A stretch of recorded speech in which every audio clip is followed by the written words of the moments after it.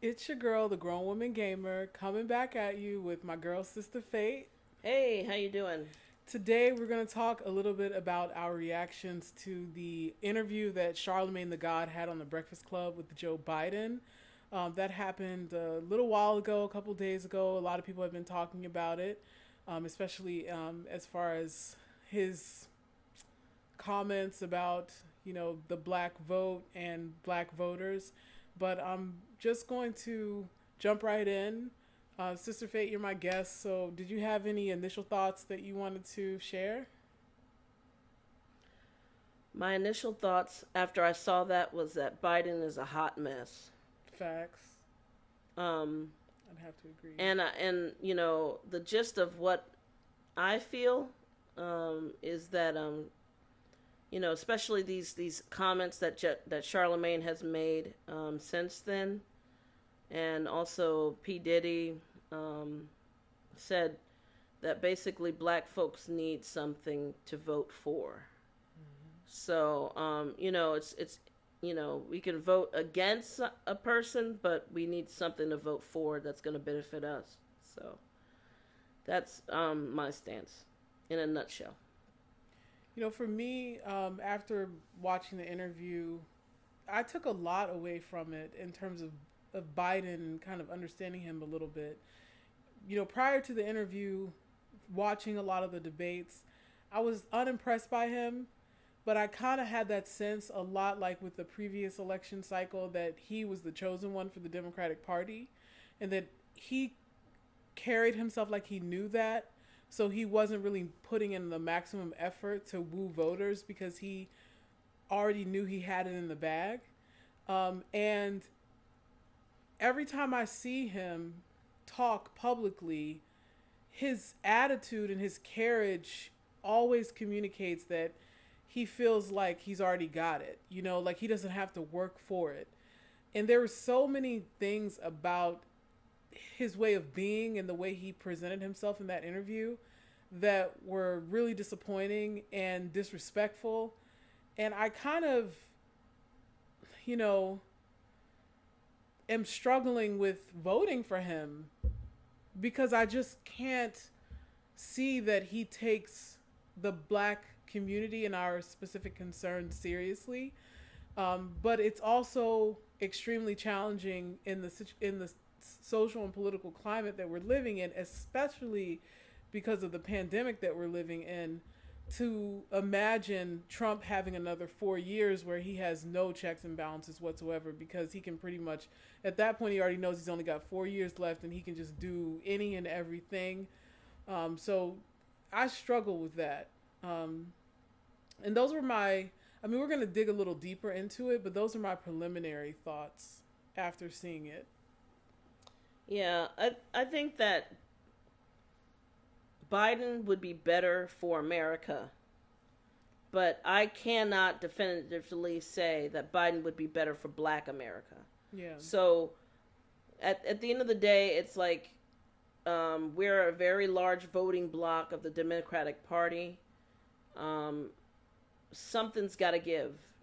He's got to be able to speak on specific things, day one type things um, that they're going to do for Black America.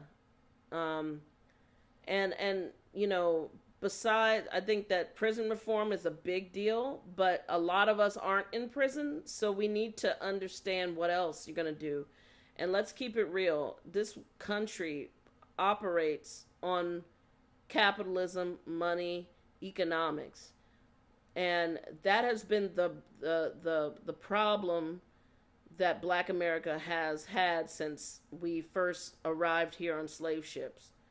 The fact that the capital that we have is almost null and void, and we have aberrations like Oprah, LeBron, Beyonce, Jay Z that have ingratiated themselves to capitalism, to white America, and made the money that they've made. And more power to them. That's great. The thing is that the majority of Black America is not where they are, And, if we look at statistics, the majority of black America is poor. So, and when I say poor, I'm specifically talking about wealth and not just income. So you might be making $100,000 a year, and but you might also be paycheck to paycheck. You might also be not have any wealth accrued. Owning land, owning your house. Most Americans have their wealth tied up in their house. So, so there's a lot of things, and my point is I think Biden needs to come correct and explicitly come out and speak towards Black America, and not just your typical people of color spiel that a lot of these politicians are doing now, and that the media is doing, because not all people of color have the same oppression, have the same needs, experience, etc., and have the same history here in America. In particular, we need a comprehensive Black agenda with, at the forefront, reparations. That's how I feel. One thing I wanted to talk about, something that you hinted at, was the way he spoke. So I'm just going to talk a little bit about what really, truly turned me off. When he came out to do the interview, Charlamagne introduced him.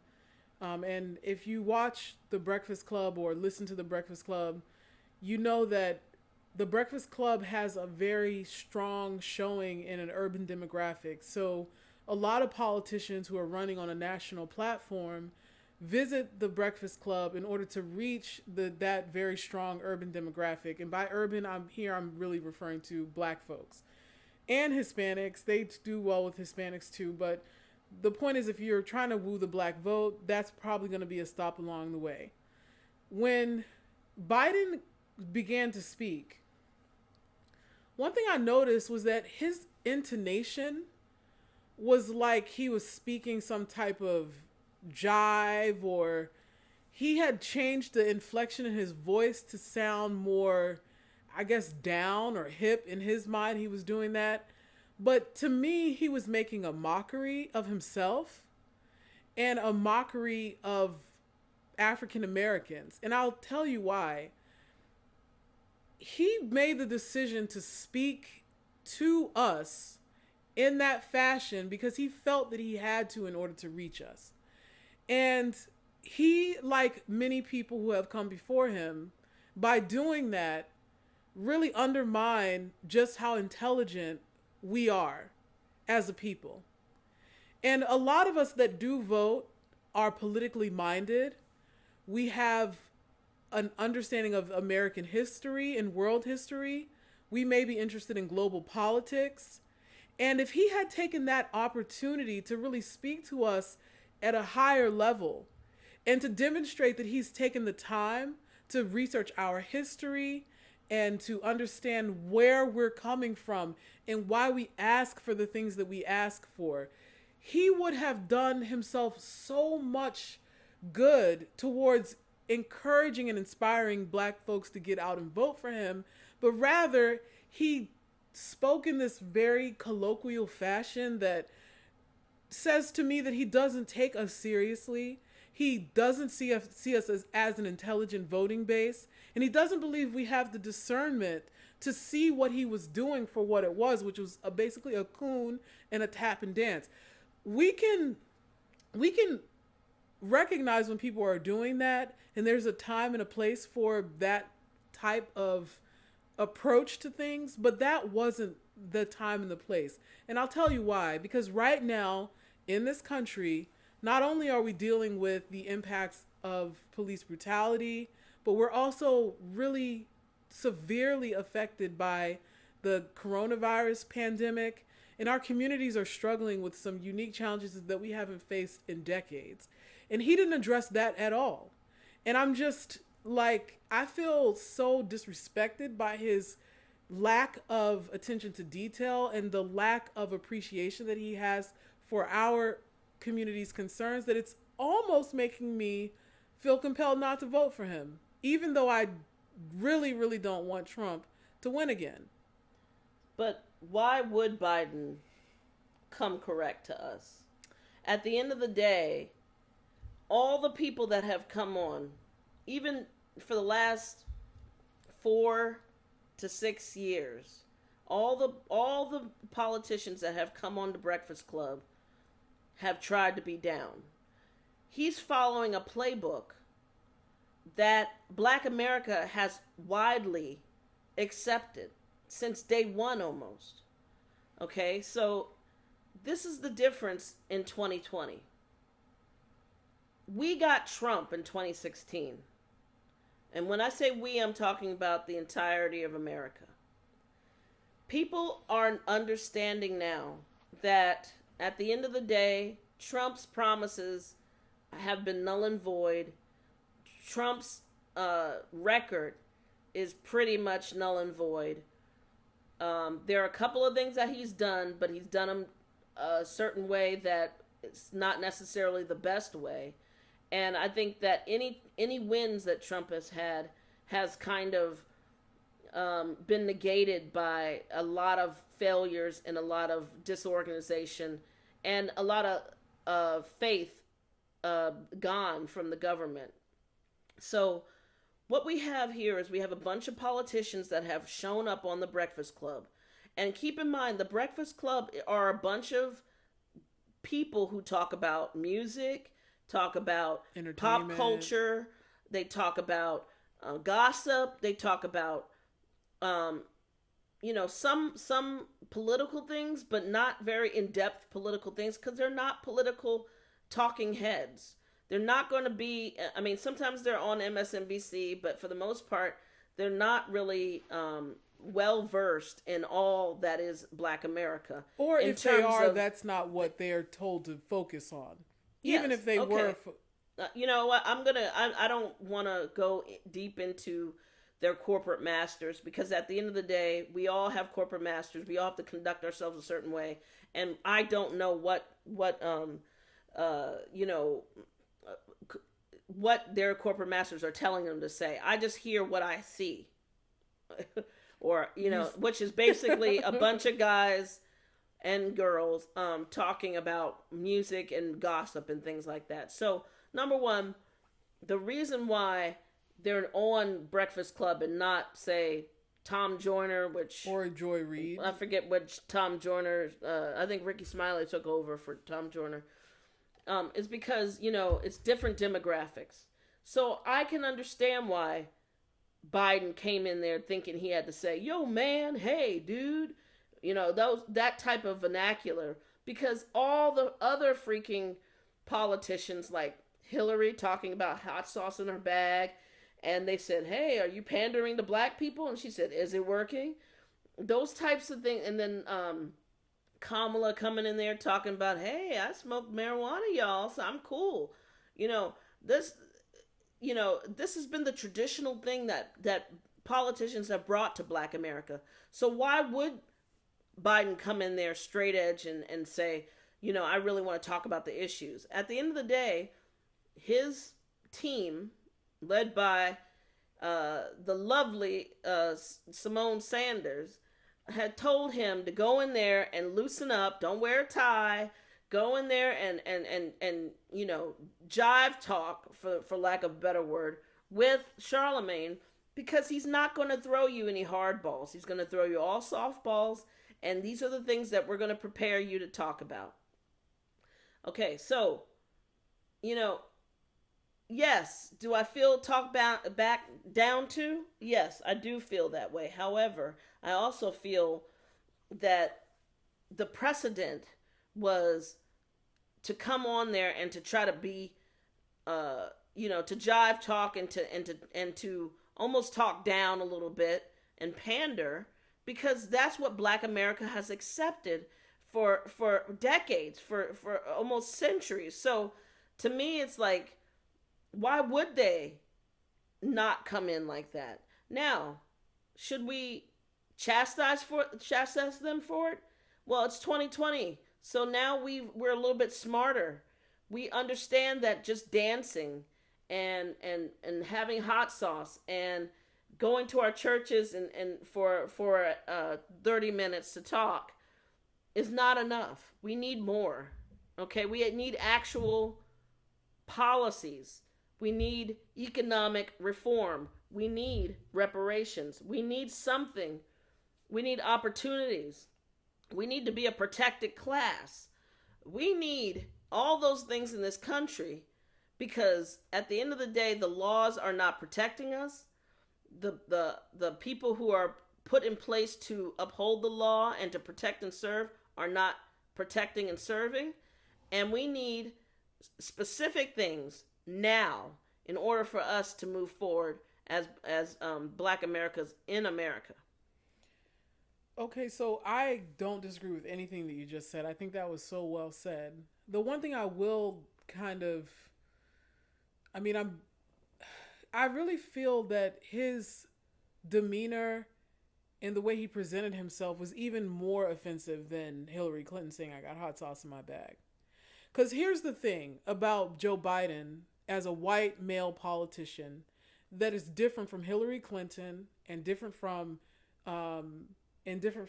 Elizabeth Warren and Bernie Sanders and even people like Beto. He has not taken a single moment to steep himself in the history of African Americans. If you bring Hillary Clinton into the very room that we are in now, and you sat her next to Joe Biden, and then you sat her next to Bernie Sanders and Elizabeth Warren, Bernie, and Hillary could literally recount the story of the civil rights movement to you. They could tell you about slavery. They probably could give you the dates as well as any professor. They know our freaking history and they tread the line closely. Now, Hillary is a funny character because she knows that there are these certain cultural things that are significant to Black people, like hot sauce, and she'll mention that, or she'll dance in African garb, and she'll do these little things that show that she has a level of comfort with Black folks. But don't think for 2 moments or 2 seconds that she doesn't know the history of our people. And if really challenged to have an intelligent conversation about that, she could engage, and she could engage on a high level, and she wouldn't dismiss the fact that there are African Americans who are listening to her who can fully understand if she went into the weeds about a plan that addressed anything economically, socially, or culturally within our community. And I believe that Elizabeth Warren could do the same. And I also believe that Bernie Sanders could do the same. But that's the worst. That's the worst, though. Why would you have people who know our history yet don't want to do anything about it? All I'm saying is that Joe Biden has not demonstrated on any level that he has any modicum of understanding about what's going on in the Black community, or that he even cares. He didn't even know the name of the bill that he's allegedly putting out there that's supposed to address the Black agenda. We can get to that too, because I read through the majority of it, and it's the normal, let's use this obtuse language to see if we can put Black people in the subtext, but it's not really dealing with our issues. But my thing is, Joe Biden, he has no foundational basis for anything that he says to Black people, and he doesn't do anything to humble himself. In fact, he does exactly what Trump does. Trump goes up in front of the media and he attempts to address, we'll use coronavirus. He has not done any research. He doesn't read. He doesn't have the humility to say, I don't really understand what's going on, so let me surround myself with people who do understand and give them the floor. Let me actually use my reading comprehension skills to get a basic understanding of what I'm talking about. And because of that, when he says things, it's not only wrong, but it's offensive, because it's serious enough that you should care, especially since you say you're a public servant, enough to go and do a little bit of research, do a little bit of reading, ask someone to teach you what's right, or give you some type of understanding so you can accurately and kind of professionally address the issues. Joe Biden does the same thing that Trump does when it comes to the Black community. And that's how he's trying to win, though. In 2016, Trump won because he was dumbed down at the end of the day. And that's what Biden did. But let's this is my point here. Okay? I don't necessarily disagree with you, but I don't expect anything from these politicians because we haven't demanded what we need to demand. Even of Obama, we did not demand. We let Obama have a pass simply because of his color of his skin. We didn't ask him for anything, and gays got the right to marry. There were a whole bunch of groups. Even Obama signed reparations to Jewish people during his first term or during the 2012. So to me, it's like if you don't ask, if you don't demand, then we will never get what we need to get. And so, I keep bringing this up too, in my discussions with this about how Martin Luther King fought for the civil rights for black people, went up to Lyndon B. Johnson after Kennedy got shot, and Lyndon B. Johnson told MLK to sit down and wait his turn, and we don't want to upset people, and don't worry, I got you, boo, type of scenario. And MLK said, no, we need it now. It has to happen now. And so, we have to demand these things. And my whole entire point is we don't have black media en masse to be able to hold these politicians accountable. So they walk onto these pop culture shows and pander to us, and it's been acceptable. But guess what? We're not taking it anymore. We are demanding what we want. We have a comprehensive black agenda written out that politicians can look at and base their black agenda on us, on that. It's at ADOS101.com. There's you can read through it to see, and it's not a perfect black agenda, but it's a definite start. And I think that some of these politicians need to change up the way that they've been communicating with the black community. And if Charlamagne's show is the only outlet to reach a certain demographic of black people, then they're going to have to figure out a better way to do that. And they're going to have to be a little bit more serious. And Charlamagne and his group going to have to be a little bit more serious as well when they ask these questions to get the right answers. We can no longer afford to shuck and jive and to be pandered to, and we can no longer sit there and expect that since this politician loves Black Eyed Peas, then they must be cool. Or since they play the saxophone, they must be down. Or since they know how to dance and they might catch a rhythm. Or since they have a certain color of their skin. And I speak of like people like Obama and Kamala, who aren't really actually descendants of slaves. To be able to do that, we can no longer allow it. We cannot allow the pandering. So my challenge to anyone listening is for black people to stand up and to actually look past a lot of the stuff that has gotten us feeling good enough to vote for somebody, even though we never get much, if any, from these people. I challenge everybody to demand better. So yes, I agree with you that Biden shouldn't have come out there acting like he was from the streets or trying to be cool or whatever. You don't know me, man. Talking like that.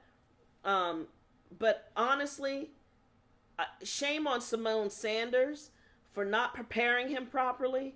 To not just because she may not understand or care about what some of these other movements, especially the ones online, are putting out there. She might feel targeted or something, so she decides to ignore it. But she, as a good politician or a good campaign manager, she should have at least prepared her candidate. And I think that Right now, you got a bunch of people probably sitting around thinking, well, you know what, Joe? You don't need to apologize for anything. You know what? We're going to vote for you anyway. And most of those people are boomers, old people who are just tired of Trump and want to vote for a white man with a smile. I don't know. And then you have the younger people who aren't really interested in voting at all. And I don't know. I just feel like, me personally, I don't want to vote for Joe Biden because of his record. His crime bill record, because of him giving eulogies at white supremacist funerals, a huge supporter of Strom Thurmond, all these different things that, for him saying that he should not be responsible for what his ancestors did to black people, and he'll be damned, or got damned, if he was going to ever approve any reparations. This was back in the 70s, he said that, but still, he's been around for a very long time, and he's had a long time to figure out black America, and he thinks he knows them because he has Clyburn or some Negro whisperer out there from the CBC, Congressional Black Caucus, giving him his his talking points or the pat on the back so they can get something for themselves, when honestly they really don't know what black America is demanding. And that's why I say Simone Sanders should be ashamed, because she's of a demographic, in my same demographic, where she should have been able to prepare him properly and make him understand that you cannot play politics as usual with black people in 2020. So here's where I feel a little bit divided. While I agree with you on a lot of what you said, sometimes I try to take a step back and look at things not from my own personal perspective, but try to understand what would be the reason why someone would do something. So I have asked myself, what is Joe Biden's end game as far as his approach to addressing black issues, or even anything for that matter? And I feel like there's this impetus within his campaign to woo Trump supporters. Like they want to capture a percentage of the vote that Trump would normally get. And they've watched Trump over the last 6 years, essentially, woo these voters using these very strong racialized, language. They've seen Trump really dumb down any commentary that he has towards African Americans, and they're using the Trump playbook. And I just wonder if it's not all politics and strategy, and if he really believes half the things that are coming out of his mouth. That's the one thing. The second thing that I think about is this whole "I'm going to vote blue no matter who." Now, coming up to this point, I was hold on. Can we go back to what you were talking about with politics, strategy? Right. I mean, what if Joe Biden's goal in going on this show was to not speak to black people, because he's already made peace with the fact that there's going to be a large percentage of black people that vote for me, and then some are just not going to. And there's very little that I could do at this point to convince the majority of the people that have already decided they're not going to vote for me. So, forget them. But see, that's the problem right there. You could always use more votes. Number one. Number two. But what if those additional votes are not coming from our community? They're coming from white people who watched that interview and were entertained by it, just like they'd be entertained by Trump doing the same thing. Okay, but see, once again, we're putting the needs of white America or blue collar or whatever ahead of what black America needs. No. At the end of the no. What I'm saying is this. Let me just say if he's trying to trigger, if he's thinking that, oh my God, if I give black people what they want, then it's going to trigger white people, then that is a big problem I'm not at the end of the day. Yes, but what if it's not about what he's going to do when he gets in office right now? What if it's about winning this election? Because the truth of the matter How is, do you win election? But wait. Let me just say what I'm going to say. A lot of politicians, when they're running, especially for something like President of the United States, where you have to win over so many people with so many conflicting beliefs, with so many conflicting backgrounds, you say things that you don't believe because you know that strategically and politically that's the best course of action to win the election. I'll give you a prime example, and I use this example a lot. Let's take Barack Obama. When Barack Obama was running the first time, and they asked him about gay marriage, he said, I believe that marriage is between a man and a woman.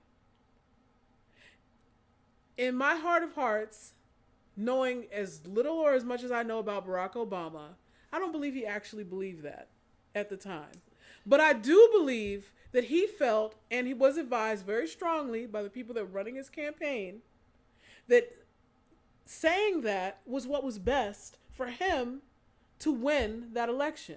Okay, let's. So does Biden really believe the things that he's saying? Is this for real, or is it all political strategy? Okay, hold on. Can we just go back to the Charlamagne interview? Yes. Okay. He did not say anything in there that was going to necessarily offend white America. He did not say anything in there that was a promise that he wasn't going to keep, or maybe he doesn't plan on doing any type of prison reform like he said he was going to do, I guess, to Charlamagne. But all he did was talk about his record, talk about how much black people love him, and talk about, Jill needs to get on the Zoom, so I got to get off of here now. So let me ask you this question. And pander to us, by the way. So let me ask you this question. If you were a Trump supporter and you are entertained by the way Trump presents himself, and you watch that interview, would you not be entertained in the same fashion as you normally are with Trump? I don't know what you're asking. I'm telling you that. Are you saying that it was a fun interview and it should just be considered? No, I'm saying that Trump supporters can appreciate that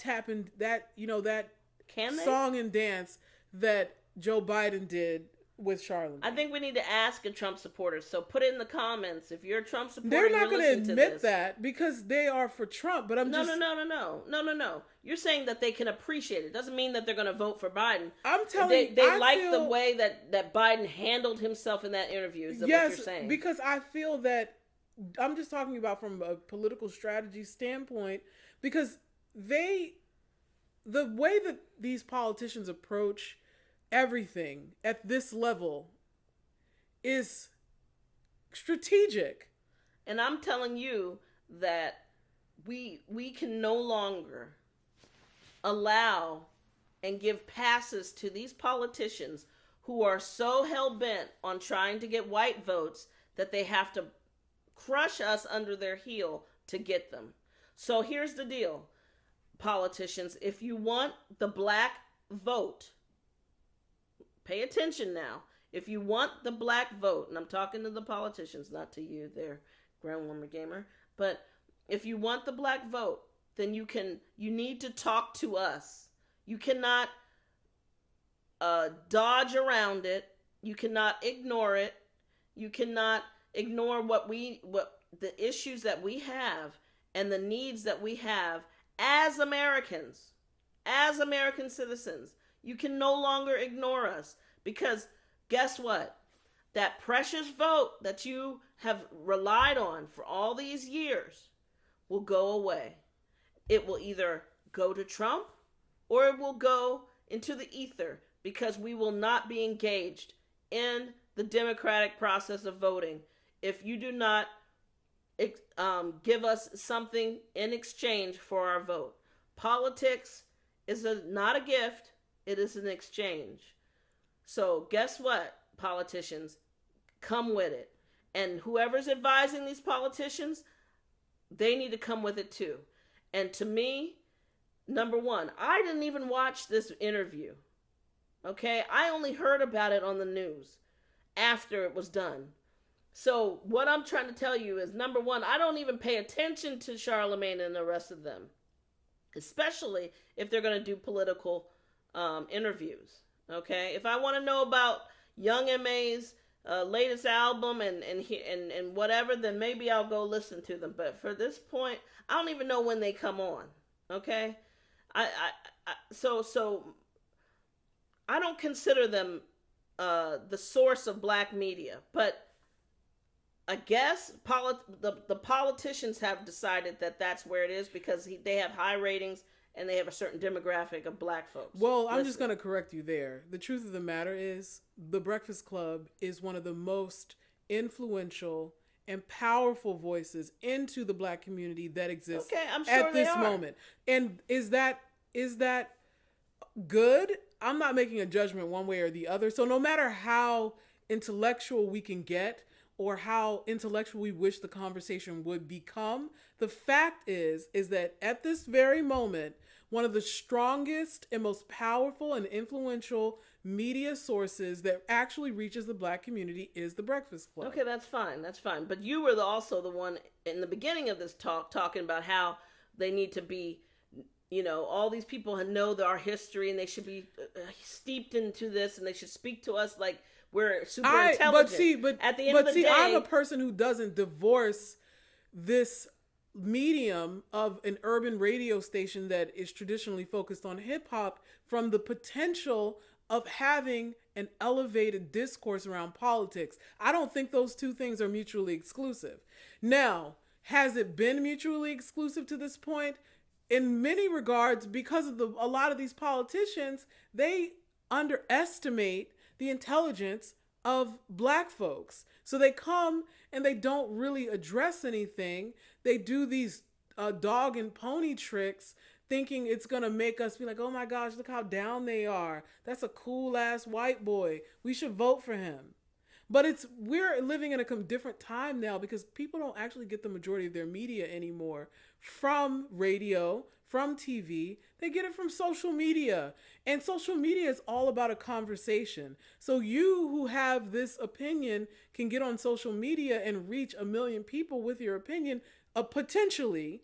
And that opinion could impact Joe Biden's ability to get votes. So I guess the moral of the story for me is I just don't buy it. What? I don't buy what Biden's doing.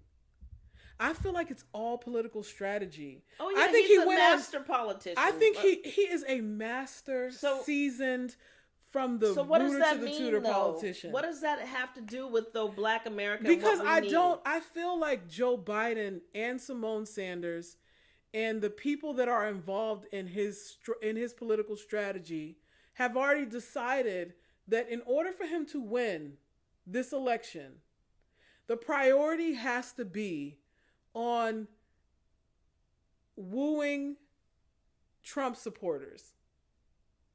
They already know, like, no matter what you say, no matter how I feel about this, we're going to vote blue no matter who, the large majority of African Americans that do vote are going to vote Democratic. So let's not waste our time. No. That's fine. But guess what? The people who voted for Obama came out en masse. And I'm telling you that there's going to be a lot of people who sit home on this election if Biden doesn't give them something to vote for. And I'm telling you that was Hillary's mistake of just sitting there and pointing at Trump and saying, really? Are you really going to vote for this buffoon? And not really giving out and connecting with the voting base and getting people to come out. I remember when in Obama's time, I for both elections, I was in line for at least 6+ hours. I saw a lady fall out from a diabetic coma, and they literally had an ambulance come and get her, and she was like, I refuse to get out of this line so I can vote. And they literally pushed her in a stretcher into the voting booth so she can place her vote before they took her to the hospital. That stuff is not going to happen with Biden. No, but so no Biden matter needs to how, understand no matter that, how cool Biden is to anybody, he's not going to have the historical significance of Barack Obama, because Barack Obama, whether you think of him as an African American, which he is not, which some black people he's did an at the African time. And he's an American, but he ain't. But he was a black man. He was a black man with a black wife and 2 black children. A black wife from Chicago who appeared and felt to us like our sister or our auntie. So yes, we were going to turn out for him. But there's nothing on God's green earth that Joe Biden could ever do to have the initial cachet with the black community that Barack Obama did his first go round. Okay, but what I'm trying to tell you is this: if he wants to win against Trump, he needs so-called people of color to come out and vote for him, and because you can't just win on just white votes unless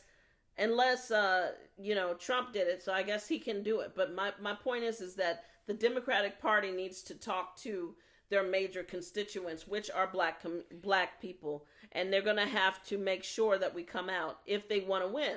I feel like, I mean, we could We're wrap coming up on some time here. So I'm just gonna say one thing. I agree with you. I feel strongly that we need a politician that addresses a black agenda. I'm not disputing that.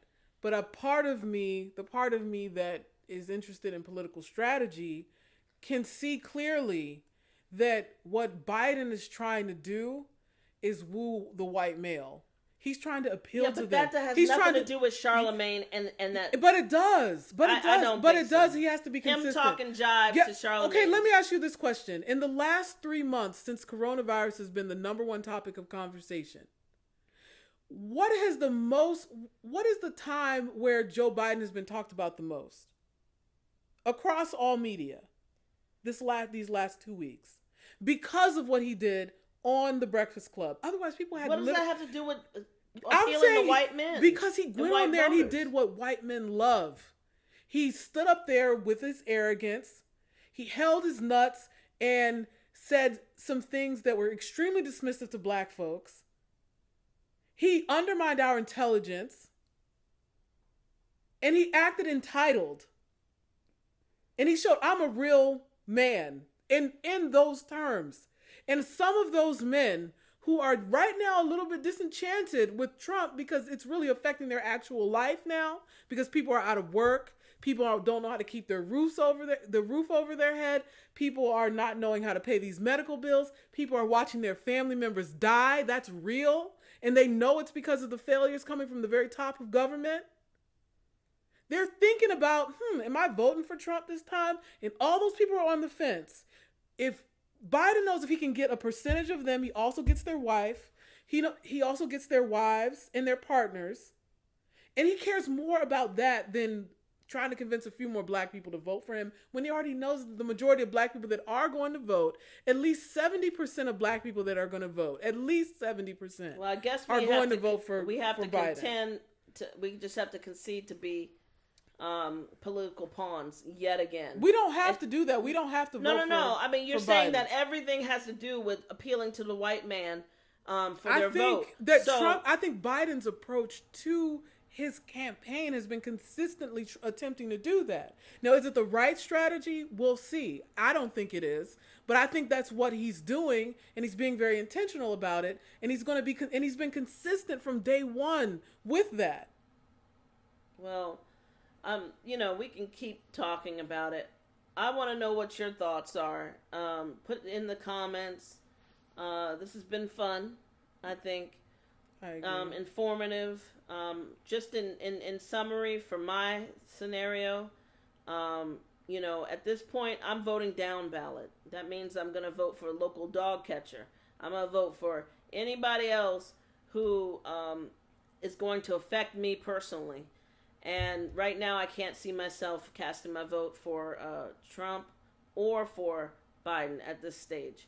I need Biden to come and talk specifically to the needs of the black community as a whole and not just about prison reform.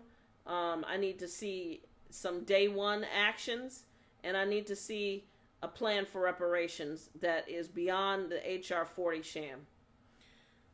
Thank you for that. The one thing I'll say is I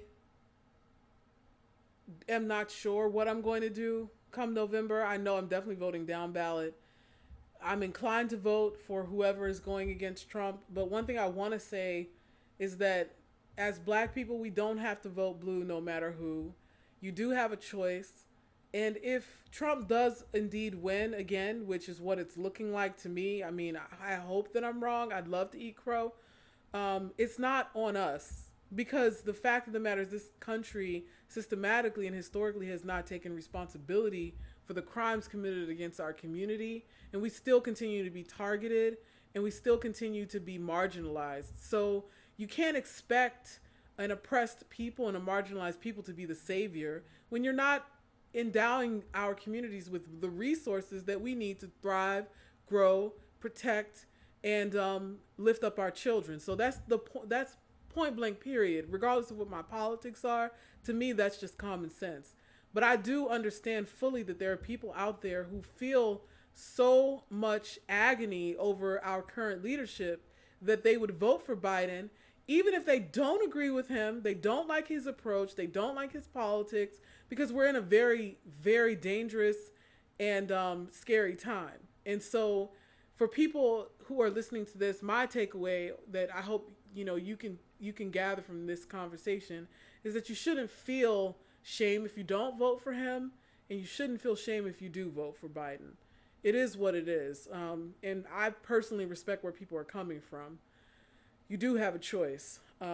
Anyway. Keep fighting the good fight, everybody. We love you guys. We thank you. We appreciate you. Please follow me here on YouTube. I'm also on Twitch. I'm on Twitter. I'm on Instagram. I'm at Grown Woman Gamer on all socials. If you want to check out the ADOS movement, do you want to give them a link or a place they can go? ADOS101.com. Perfect. That's something that you could research independently which Sister Fate is heavily into. And with that, leave your comments. Let us know what your thoughts are. And we will see you again on the next one. Peace.